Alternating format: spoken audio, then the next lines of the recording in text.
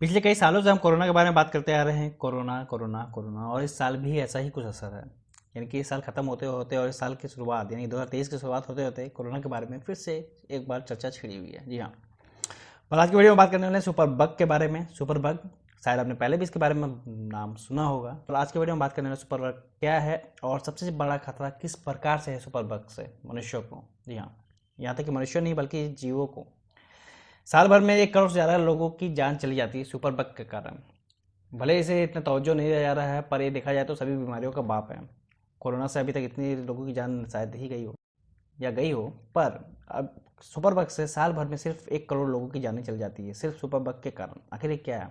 ऐसा नहीं है कि कोई नया टर्म है, ये पिछले कई सालों से मौजूद है, यानी करीब 50 सालों से इस पर रिसर्च किया जा रहा है। जी हाँ, एंड आप देख रहे हैं हेल्थ इज वेल्थ। और आज की वीडियो में बात करने वाले हैं सुपर बग के बारे में, जो कि जानना हमारे लिए बहुत ही ज़्यादा जरूरी है। आखिर ये क्या है? क्योंकि हम रोजमर्रा की ज़िंदगी में इस तरह की गलतियाँ करते हैं जिससे हम अपने बॉडी में सुपर बग को जन्म देते हैं और अपनी बॉडी को इस तरह बना देते हैं ताकि उसका कोई इलाज ही ना हो सके और हम बीमारियों से घिर जाते हैं। जी हाँ, यह कोरोना ब्रिटेन, अमेरिका, चाइना में फैल रहा है या फिर इस तरह का अफवाह का दौर जारी है, वहीं सुपर बग पूरी दुनिया को चिंता में डाल चुका है। जी हाँ, मेडिकल साइंस के लिए यह बैक्टीरिया सुपर बग पिछले कुछ साल में एक बड़ी चुनौती बढ़कर उभरा है।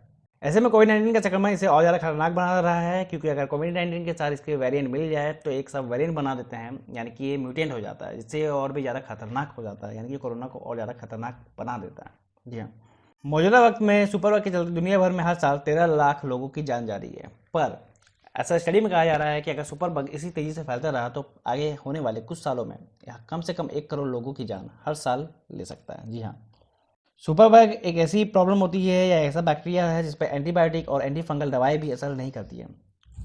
क्या ये सुपर बग दुनिया को एक तरह से नई खतरे का पैदा कर रहा है या नहीं?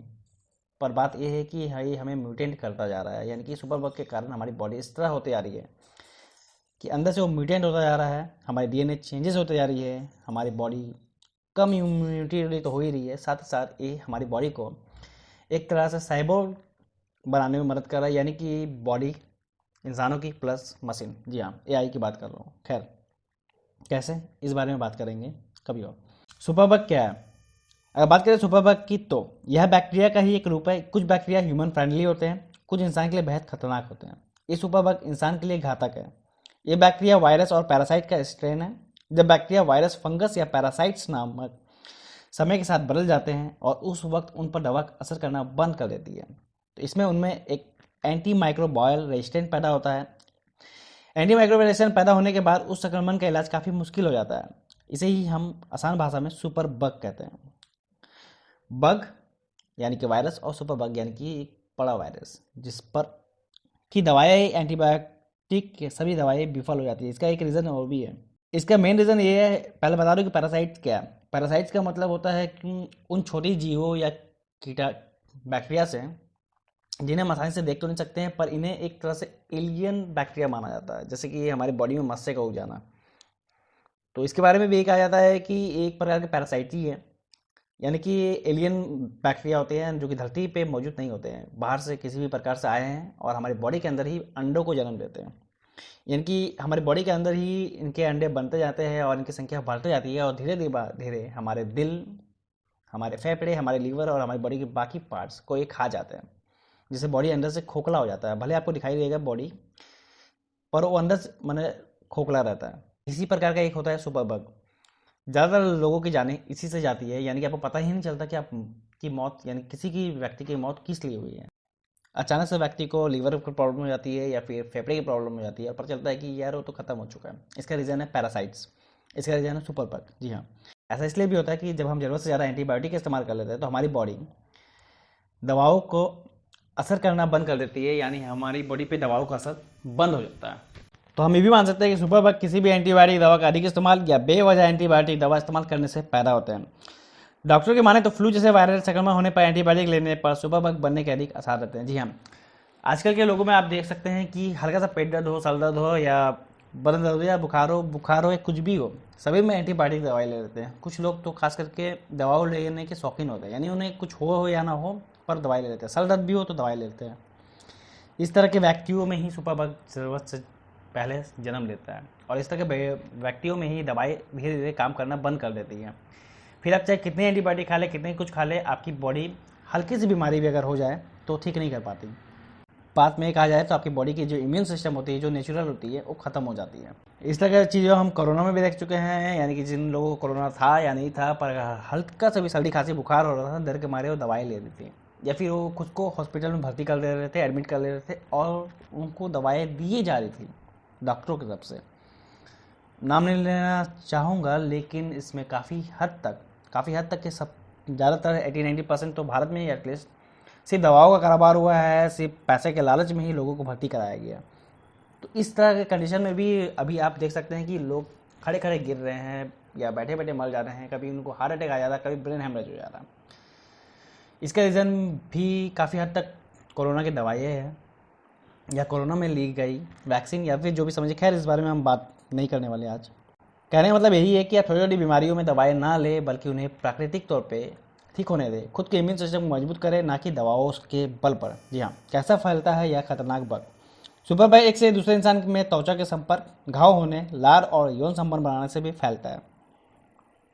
एक बार सुपर बग के इंसान के शरीर में होने पर मरीज पर दवाई असर करना बंद कर देती है। फिलहाल सुपर बग की कोई दवाई मौजूद नहीं है, लेकिन सही तरीके अपनाकर इसकी रोकथाम की जा सकती है और आने वाले समय में इसकी कोई भी दवाई होने के चांसेस ना के बराबर है। हाँ, हमारी बॉडी को एआई के तर्ज पर बनाकर शायद इस तरह के कोई भी वायरस से लड़ने में मदद कर सकती है, पर दवाई इसका बनना संभव नहीं है। कोरोना और सुपरबग की जुगलबंदी से मचा कोहराम। कोरोना महामारी के बीच कुछ दिनों पहले ही सुपरबग की वजह से हो रही मौतों पर लासेन ने स्टडी की है। रिपोर्ट के अनुसार साल 2021 में आईसीएमआर ने 10 अस्पतालों में अध्ययन किया और पाया कि कोरोना वायरस के बाद से लोग ज़्यादा एंटीबायोटिक का इस्तेमाल करने लगे हैं। एंटीबायोटिक के ज़्यादा इस्तेमाल और सुपरबग के कारण हालात और ज़्यादा खराब हो गए हैं। कोरोना से संक्रमित होने वाले लगभग 50% से ज़्यादा कोविड मरीजों को इलाज के दौरान या बाद में बैक्टीरिया या फंगस के कारण इन्फेक्शन हुआ, यानी कि जब फंगस इन्फेक्शन फैला था, और उनकी मौत हो गई। इस तरीके की माने तो दुनिया में एंटीबायोटिक्स का इस्तेमाल इसी रफ्तार से बढ़ता रहा तो मेडिकल साइंस की सारी तरक्की शून्य हो जाएगी, यानी कि दवाइयों का और किसी भी प्रकार के टेक्नोलॉजी का इस्तेमाल से हम इंसान को नहीं बचा सकते, नहीं बचा पाएंगे, क्योंकि उनकी बॉडी इस तरह से हो जाएगी कि उनमें कोई भी चीज़ असर नहीं करेगा। जैसा कि आप देख सकते हैं, अगर हम वैक्सीन की बात करें तो वैक्सीन भी इसीलिए था कि हमारी बॉडी के इम्यून सिस्टम को मजबूत बनाया जा सके। पर किन लोगों की? सभी ने वैक्सीन ली है, पर किस आधार पर? क्या हम बता सकते हैं कि किन की बॉडी कमज़ोर थी इम्यून सिस्टम से और किन की बॉडी में इम्यून सिस्टम सही था, पर उन लोगों ने भी वैक्सीन ली, तो उन पर उसका क्या असर होगा? इसकी स्टडी ना तो वैक्सीन बनाने के बाद की गई, ना तो वैक्सीन देने के बाद, ना अभी तक स्टडी की गई है कि जिन लोगों में वैक्सीन दिया गया उसका वैक्सीन का क्या क्या असर हुआ। ये अलग बात है कि हम डायरेक्टली तौर पर भी देख सकते हैं कि किन तरह से इसका असर हो रहा है और लोग किस तरह से गिर रहे हैं या मर रहे हैं। ये कहना मुश्किल है कि ये किस कारण से हो रहा है, क्योंकि डॉक्टरों का कहना है कि कोरोना वैक्सीन का कारण ऐसा नहीं है, पर कुछ डॉक्टरों का कहना है कि कोरोना के कारण ही ऐसा हो रहा है। यहाँ वैक्सीन का नामो निशान नहीं है, इसलिए इस बारे में कुछ कहा नहीं सकता, लेकिन रिसर्च इस बारे में करनी चाहिए थी, जो कि नहीं की गई, या फिर हो सकता है की गई हो पर लोगों से छुपाया जा रहा हो। वैसे बता दूं कि लोगों में एंटीबायोटिक का इस्तेमाल ज़्यादा बढ़ गया है, खास करके भारत में इसका इस्तेमाल बहुत ही ज़्यादा बढ़ गया है। पिछले 4-5 सालों में एंटीबायोटिक का इस्तेमाल भारत में रोज़मर्रा की ज़िंदगी में हो रहा है। जहाँ हम पहले रसोई गैस से, यानी कि घरों की चीज़ों से बीमारी का इलाज करते थे, वहीं अब हम दवाइयों पर पूरी तरह से इस्तेमाल डिपेंडेंट हो गए हैं। एंटीबायोटिक ज़्यादा खाना खतरनाक। लासेन के इसी अध्ययन में बताया गया कैसे कोरोना महामारी के चलते अस्पतालों में हो रहे मरीजों ने AMR के बोझ को बढ़ा दिया है। इसका एक कारण है कि कोरोना के इलाज के दौरान ज़्यादातर मरीजों में एंटीबायोटिक दवा दी गई थी, यानी कि डॉक्टरों द्वारा भी मरीजों को एंटीबायोटिक दवा ही दी गई थी कोरोना के इलाज के नाम पर, और कोई दवाई नहीं दी गई, और जिसका असर हम अभी देख सकते हैं साफ तौर पे। खैर, बात करें सुपरबग से कौन सी बीमारियां होती है, तो सुपरबग के कारण प्रीमैच्योर बर्थ का जोखिम बढ़ता है। वहीं पुरुषों को पेशाब से जुड़ी परेशानी होती है। हालांकि इसे इंसानों में लंबे समय तक होने वाले दुष्प्रभाव पर अभी और भी रिसर्च बाकी है।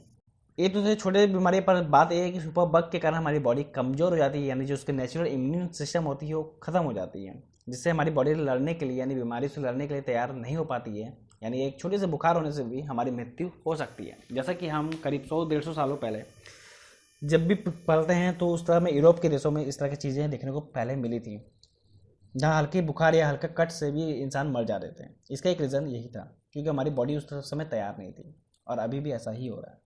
बात करें कि कैसे बचे सुपरबग के प्रकोप से, तो सुपर बग से बचने के लिए सबसे पहले हाथों को साबुन और पानी से धोएं। हाथ धोने के लिए हैंड सैनिटाइजर का इस्तेमाल करें। खाने के सामान को साफ जगह पर रखें, यानी कि साफ सुथरी चीज़ों से हम खुद को बचा सकते हैं। भोजन को अच्छी तरह से पकाना और साफ पानी का इस्तेमाल करना। बीमार लोगों के संपर्क से बचें। डॉक्टर की सलाह लेने के बाद ही किसी एंटीबायोटिक दवाओं का उपयोग करें। और एंटीबायोटिक दवाओं के दूसरों के साथ साझा ना करें, यानी कि जो आपकी दवाएं हैं सिर्फ आप ही ले। ऐसा नहीं कि भाई आपकी बीमारी ठीक हो गई है तो आप दूसरों को भी वो दवाई दे दें, जैसा कि हम भारतीयों में कॉमन है सब चीज़ें, यानी बिना दवा डॉक्टर से पूछे ही हम खुद डॉक्टर हैं और दवाई लेते हैं। सबसे वाली बात तो है कि हमें कोशिश करनी चाहिए कि जितना हो सके दवाओं से दूर रहें। घर की जो भी नेचुरल चीज़ें हो, आयुर्वेदिक चीज़ें हो, उनसे ही इलाज हो तो ज़्यादा बेहतर है। तो आज के वीडियो में इतना ही। अगले वीडियो में बात करने वाले हैं कुछ नई जानकारी के साथ, कुछ नए हेल्थ इश्यूज़, नए हेल्थ न्यूज़ और या फिर हेल्थ से जुड़ी कुछ और नई अपडेट के साथ।